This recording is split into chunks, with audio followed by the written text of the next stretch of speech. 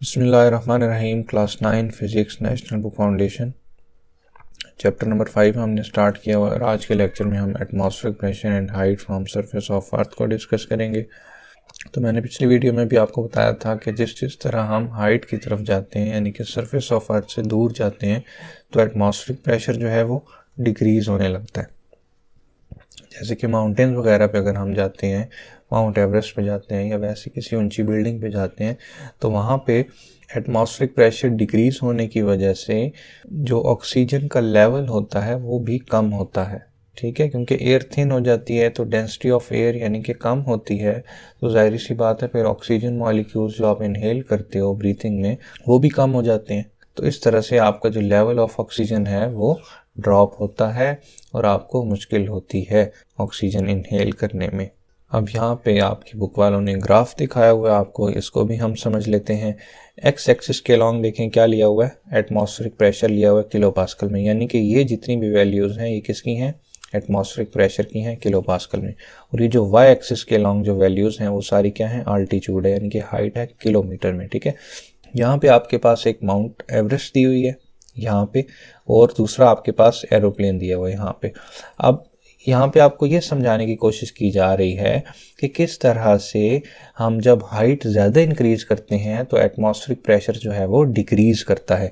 जैसे कि ये माउंट एवरेस्ट है, ये यहाँ पे है और इससे ऊपर क्या कर रहा है, एरोप्लेन फ्लाई कर रहा है। तो एरोप्लेन वाली जगह पे क्योंकि उसकी हाइट ज़्यादा है माउंट एवरेस्ट से, तो वहाँ पे प्रेशर जो है एटमॉस्फेरिक प्रेशर वो ज़्यादा डिक्रीज़ हुआ होगा। हम देखते हैं किस तरह से। इसको समझने के लिए, आसानी के लिए मैं आपको बताता हूँ किस तरह लाइन लगा लिया करें। ठीक है, ये देखें, ये माउंट एवरेस्ट से आप लाइन लगाएं, कहाँ पे ये ग्राफ को मीट करिए, तकरीबन यहाँ पे। अब यहाँ से आपने नीचे आ जाना तो आपको वो पॉइंट्स मिल जाएंगे, ये ऑलमोस्ट तकरीबन 33 यहाँ पे बनती है। ठीक है, और यहाँ पे क्या है 8.8 किलोमीटर, यानी कि जब आपका अल्टीट्यूड 8.8 किलोमीटर है तो आप पे जो एटमॉस्फेरिक प्रेशर अप्लाई हो रहा है वो कितना है, 33 किलो पास्कल। ठीक है, ये समझ में आ गई। अब और ऊपर चलते हैं। अब जो एरोप्लेन फ्लाई कर रहा है इसके लिए भी आप देखें 11 किलोमीटर तकरीबन यहाँ पे है। ठीक है, ये यहाँ पे, और यहाँ से जब आप स्ट्रेट नीचे आएंगे तो ये किधर आएगा, ऑलमोस्ट 23 किलोमीटर पे यहाँ पे आएगा। ठीक है, यानी कि जब आपका अल्टीट्यूड 11 किलोमीटर है यानी कि प्लेन 11 किलोमीटर की हाइट पे फ्लाई कर रहा है फ्रॉम सी लेवल, ठीक है, तो जो प्रेशर लग रहा है उसके ऊपर कितना है, 23 किलो पास्कल। तो आपने देखा कि किस तरह से हाइट इंक्रीज करने से प्रेशर डिक्रीज हो जाएगा। फॉर एग्जांपल मैं कहता हूँ कि यहाँ पे 20 किलोमीटर की अल्टीट्यूड पे एक और जो प्लेन है वो क्या कर रहा है, मूव कर रहा है। ठीक है, तो फिर हम किस तरह से पता चलाएंगे, ये देखें 20 है ना, तो यहाँ से आप इस तरह आए, यहाँ पे जहाँ पे ये टच हो रही है यहाँ से स्ट्रेट नीचे आ जाए।